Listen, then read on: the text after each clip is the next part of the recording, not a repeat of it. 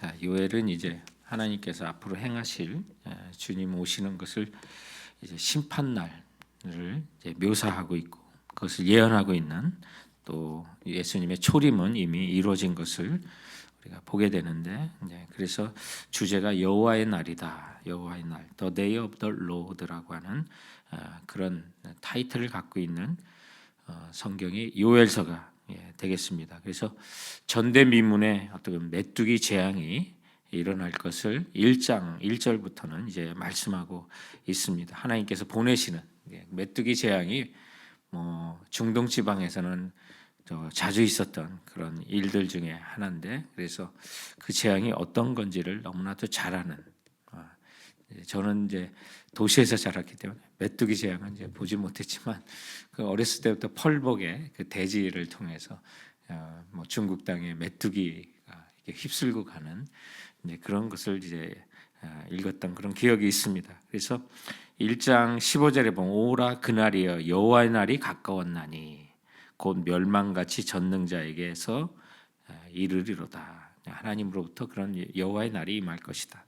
또 요엘 2장 1절에도 이 땅 거민으로 다 떨게 할지니 이는 여호와의 날이 이르게 됨이니라. 이제 임박하였으니라고 그래서 온 땅의 거민들이 떨게 되는 여호와의 날이다. 그 여호와의 날이 메뚜기의 재앙, 오늘 느치와 황충과 팥중이가 먹은 햇수대로 이런 표현들이 있는데, 그런 이제 그 당시 있었던 어떤 심판의 징조로서 이렇게 얘기하는데, 그런데 그날이 그러면 어떤 날이냐면 여호와의 날이라고 하는 것은 심판을 가져오는 그 날로 표현하고 있습니다. 그래서 이스라엘에 침공하는 군대를 표현하는 그런, 하나님께서 그 백성을, 죄악된 그 백성을 심판하시는 그런 모습으로 이렇게 표현하고 있는데, 근데 이것을 우리가 이제 명확히 알아보려면 예수님께서 요엘서 2장을 오늘 저희들의 본문에 인용하셨어요.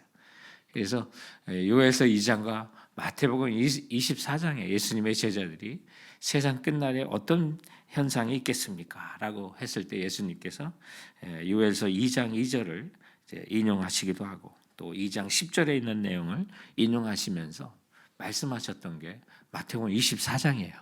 그래서 세상 종말에 대한 말씀이구나라고 하는 것을 우리는 이해하게 되고, 1차적으로는 예수님께서 마태복음 24장을 통해서 AD 70년에 있었던 로마의 티투스 장군에 의해서 이스라엘이 순식간에 단기간에 100만 명이 사망을 하게 되는 엄청난 그 심판을 묘사하면서 주님이 다시 오시는 그날에 다시 한번 여호와께서 일으키시는 메뚜기와 같은 그 심판의 물결이 만민들이 두려워 떠는 그런 날이 오게 될 것을 말씀하고 있는 그런 장면들이 있습니다. 그래서 오늘 본문의 요엘서 2장은 마태복음 24장을 통해서 예수님께서 하셨던 최후의 심판의 그 모습들, 피할 수 없는, 성전의 위에 있는 돌이 하나도 남지 않고 다 무너지게 되는 그런 모습과 함께 우리가 이 본문 말씀을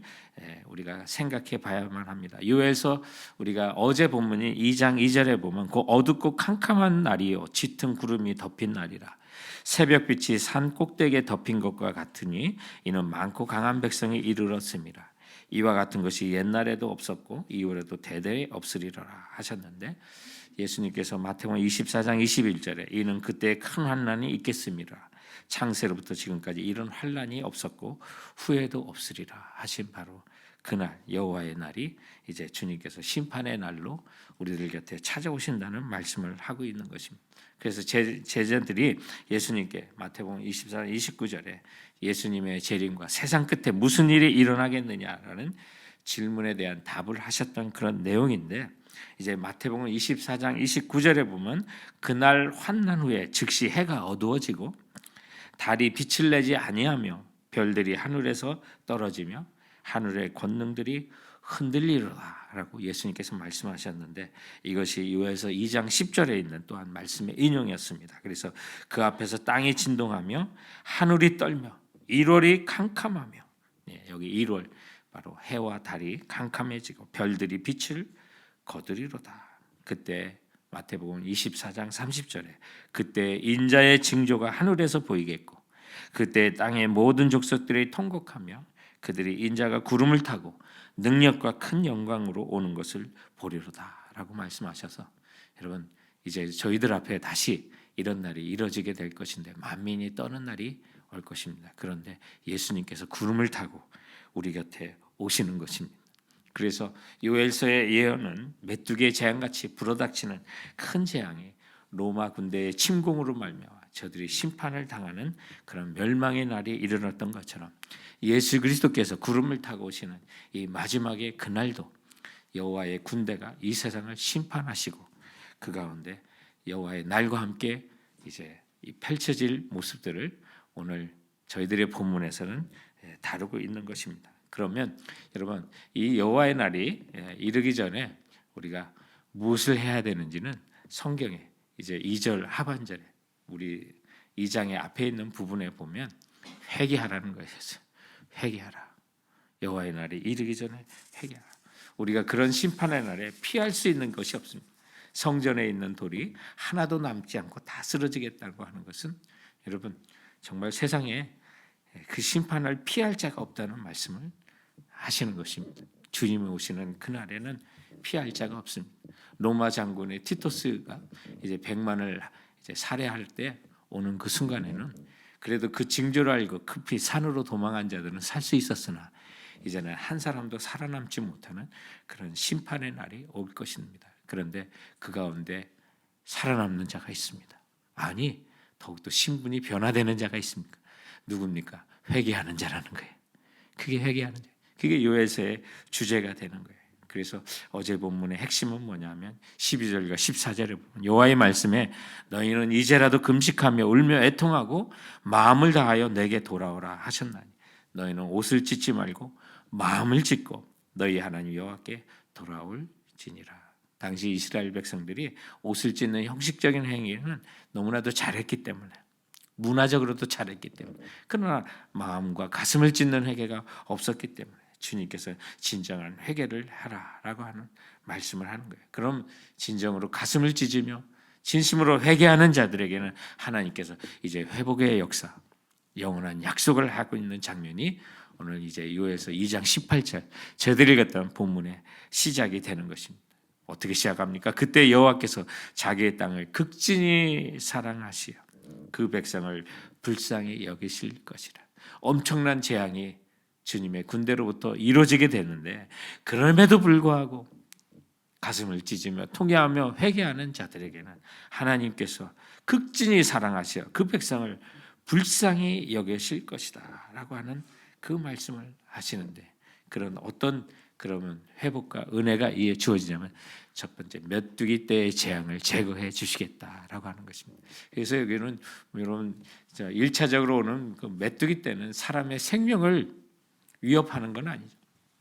사람이 먹는 곡식들을 이제 다 갉아먹으로 말미암아 간접적인 재앙으로 이제 찾아오게 되지만 그러나 이 메뚜기 재앙이 실제적인 현상 속에 일어나는 메뚜기 재앙이 아니라 여호와께서 일으키시는 군대라는 사실을 우리가 알게 된다면 심판날에 하나님께서 정말 세상을 심판하시는 그날에 휩쓸고 가는 그날에는 생명을 잃게 되는 재앙이 있게 되는데 그때 정말로 가슴을 통회하고 주님께 자복하며 회개하며 나갔던 자들은 하나님께서 이 메뚜기 떼를 제하여 주시겠다고 하는 그 약속을 이제 하고 있는 것입니다. 그리고 이제 21절부터 24절에 보면 정말 회개하고 나오는 자들에게는 하나님께서 땅의 회복도 있고 기름진 축복을 주시는데 이른 비와 늦은 비를 하나님께서 적당히 우리 가운데 베풀어 주실 것을 말씀하고 있는 것입니다. 이스라엘 백성들에게 있어서 꼭 필요한 우리로 말하면 너희들 겨울에 비를 충분히 내려주시겠다라고 하면 정말 아멘 할 것 같아. 요즘 비가 오니까 얼마나 좋은지 그냥 가뭄 쩍쩍 갈라져 있는 저수지를 많이 봐서 그런지 비를 주시니까 얼마나 감사한지. 근데 이스라엘 백성들에게 저들이 먹고 살기 위한 곡식이 자라는 데 있어서는 이른 비, 가을 비를 얘기하고요. 늦은 비, 봄비가 촉촉이 내려야 저들이 밀을 수확할 수 있었고 먹을 수 있었어요. 그런데 그 비가 내리지 않는다면 얼마나 큰 재앙입니까? 정말 주님 앞에 회개하고 정말 제대로 예수 믿고 주님의 말씀대로 살아보겠다고 하는 자에게는 여러분 주의 나라와 의를 구하는 자에게 필요한 거 채워주신다는 거예요. 곡식과 그리고 필요한 것을 채워주시겠다는 하나님의 약속으로 이 땅의 회복을 하고 있는 거예요. 그래서 우리가 세상 걱정하면서 자꾸 신앙대로 살지 아니하고 붙드는 자에게는 여러분 그만한 대가가 있어요. 근데 주님만을 바라보고 통회하면서 의지할 것 주님밖에 없습니다 하고 나가는 자에게는 필요한 거 채워주시고 일용할 양식 더해주시는 그런 은혜가 반드시 있다는 거예요. 그뿐만 아니라 번영의 약속까지도 해주시는 장면이 있는데 오늘 25절과 27절에 보면 여러분 우리가 찬송하는 백성이 되고요. 정말 주님을 찬송하고 나가는 자에게는 하나님께서 영원히 수치를 당하지 않도록 해주시겠다는 말씀이 오늘 반복적으로 있어요. 성경에 그 구절이 반복적으로 나오는 것은 이건 굉장한 강조예요. 세상의 말씀도 이렇게 반복해서 하면 굉장한 강조인데 이 성경의 말씀은 정말 강조하고 강조해도 부족한 그것이 반복하는 말씀들이에요. 26절에 보면 어떤 말씀을 하세요? 너희는 먹되 풍족히 먹고 너에게 놀라운 일을 행하신 너희 하나님 여호와의 이름을 찬송할 것이라. 내 백성이 영원히 수치를 당하지 아니하리로다. 여러분 주님을 찬송하고 나가고 이렇게 영광 올려드리면서 나가면요, 그 백성이 하나님께서 책임지는 게 뭐냐면 영원히 수치를 당하지 않게 한다. 27절에 보면 그런즉 내가 이스라엘 가운데 있어 너희 하나님 여호와가 되고 다른 이가 없는 줄을 너희가 알 것이라. 내 백성이 영원히 수치를 당하지 아니하리로다. 저는 개인적으로 보면요, 하나님께서 한 사람 한 사람을 향한 하나님의 최선의 계획이 있기 때문에 정말 하나님을 찬송하고 진심으로 나가는 백성들에게 있어서 일시적인 고난이나 저거 일시적인 수치를 당하는 모습처럼 보이는 것은 있어요. 근데 보면 그건 하나님의 섭리 가운데 반드시 나타날 것이라는 확신이 있고요. 또 많은 일에 있어서 시간이 지나니까 하나님의 언약은 정말 진실이라는 것을 느끼게 되죠. 그런데 신학교의 과정 가운데 그 과목 가운데 필수 과목 가운데 처치 히스토리라고 하는 기독교 역사가 있단 말이에요. 그 역사를 왜 배우는가 하면 하나님께서는 정말 이 세상을 이끌어 가시는 역사 가운데 하나님께 통회하고 자복하는 그런 그룹들, 그런 시대에는 반드시 영원히 수치를 당하지 않는 영광을 주시고 번영을 주시는 것을 보게 돼요. 나라마다 친정으로 성경에도 보여주고 또 2000년 이후에 성경이 기록되지 않은 그 이후의 시대에도 정말 민족이 주님 앞에 나가 대대적인 회개가 일어나고 자복이 일어났을 때는 하나님께서 그 나라와 민족을 번영시켰던 것을 역사를 통해서 보게 돼요. 하나님은 정말 신실하신 분이에요. 틀림이 없는 분이라는 것을 알게 돼요. 그러므로 때로는 우리가 하나님 말씀대로 살고 자복하며 통회하며 하나님 앞에 진심으로 섰는데 일시적인 수치를 당하는 것처럼 보여도 그거 절대 수치가 아니라는 확신을 갖게 돼요. 그러므로 정말 하나님께 돌아와 회개하는 자에게 하나님께서 영원히 수치를 당하지 않게 반복적으로 말씀하시는 이 말씀은 분명히 이루어지는, 그리고 나아가 정말 여호와께 돌아와 회개하는 자에게는 회복과 축복의 역사가 있고 복음이 흥하여 세력을 얻는 역사가 있게 되는데 그것이 바로 요엘서 2장 28절부터 29절에 그 후에 내가 내 영을 만민에게 부어주리니 너희 자녀들이 장래일을 말할 것이며 너희 늙은이가 꿈을 꾸며 너희 젊은이는 이상을 볼 것이며 그때 내가 또 내 영을 내 남종과 여종에게 부어줄 것이며 라고. 사도행전 2장에 사도 베드로가 이제 오순절에 그 성령의 강림하신 그 순간을 보면서 바로 이 순간이 요엘 선지자가 예언한 바로 그 순간이라고 인용했던 그 말씀이 오늘 이 본문에 나오게 되는 것인데요. 저는 지난주 설교 가운데 야곱의 가족들, 이집트로 이주한 그 야곱의 70명의 명단들만 거기 나오고 있는데 종이 없었어요. 그러나 그때는 정말 이스라엘의 가족들만 하나님의 생명책에 기록되는 시대예요. 부분적으로 하나님께서는 만백성에게 구원이 임한다는 사실을 알려주려고 또 입양한 거나 또 주님 앞에 돌아오는 많은 역사들이 있었지만, 그럼에도 본격적으로 이제 이방인들에게 복음이 이제 개방되는 그런 역사는 오순절 이후에 일어나는 것을 우리는 보게 돼요. 지나 보면 하나님 말씀을 붙들어 보면 사실은 우리는 그 시대에 인정받을 수 없는 남종이었고 여종이었다는 사실을 깨닫잖아요. 그러나 종이었던 우리들에게도 성령이 부어지고 하나님의 가족이 되는 놀라운 은혜를 부어주시는 것이 오순절 성령의 강림 사건 이후에 이루어지게 되는 것인데, 여러분 오늘 요엘에 2장에 주셨던 이 예언이 저희들에게 이루어진 거고, 사도행전 2장에 사도 베드로가 정말 성령에 임하시는 그 현장을 보면서 고백했던 그 말씀이 오늘 우리들에게 이루어져 우리 남종, 여종, 감히 이스라엘 가문에 들어갈 수 없는 아브라함의 자손이 될 수 없는 우리 자녀들이 예수 그리스도로 말미암아 영적인 아브라함의 자손이 됐다는 이 사실이 얼마나 큰 은혜가 되는지요. 그뿐만 아니라 이제 하나님의 자녀와 같이 꿈을 꿀 수 있어요.